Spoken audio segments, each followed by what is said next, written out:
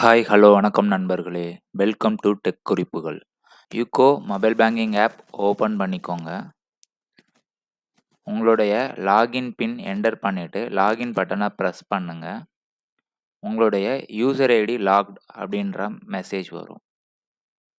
இந்த மாதிரி சுச்சுவேஷனுக்கும் உங்களுடைய லாகின் பின் மறந்தாலும் இல்லை லாகின் பின் தெரியும், எனக்கு பணம் அனுப்பும்போது டிரான்சாக்ஷன் பின் மட்டும் தெரியாது, அப்படி இருந்த சுச்சுவேஷன்லையும் நம்ம அதை எப்படி ரீசெட் பண்ணலாம் அப்படின்ற டீட்டெயில்ஸை தான் பார்க்க போகிறோம்.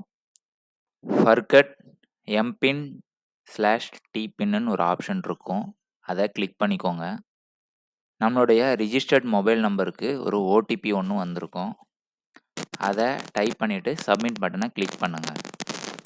அக்கௌண்ட் நம்பர் நம்ம பேங்க் பாஸ்புக்கில் இருக்கும். டெபிட்டோ இல்லைன்னா கிரெடிட்டோ லாஸ்ட்டு 5 டிரான்சாக்ஷனில் ஏதாவது ஒரு டிரான்சாக்ஷனை நம்ம என்டர் பண்ணிக்கணும். கீழே அமௌண்ட்டில் டைப் பண்ணிவிட்டு ப்ரொசீட் பட்டனை கிளிக் பண்ணுங்கள். டெபிட் கார்டு நம்பர், எக்ஸ்பைரி டேட்டில், month, year, debit card pin இந்த 3 டீட்டெயிலையும் ஃபில் பண்ணிவிட்டு ப்ரொசீட் பட்டனை கிளிக் பண்ணுங்கள். செட் லாகின் பின்னில் எனி 4 டிஜிட் நம்பர் புதுசாக டைப் பண்ணிக்கோங்க. செட் டிரான்சாக்ஷன் பின்னில் ஒரு 4 டிஜிட் நம்பரை டைப் பண்ணிக்கோங்க. லாகின் பின்னும் டிரான்சாக்ஷன் பின்னும் சேம் நம்பர் இருக்கக்கூடாது, மாற்றி மாற்றி போட்டுக்கோங்க. இப்போது user successfully registered, please login using new அப்படின்ற மாதிரி கேட்கும். எம்பின்னை டைப் பண்ணிவிட்டு லாகின் கொடுத்துருங்க.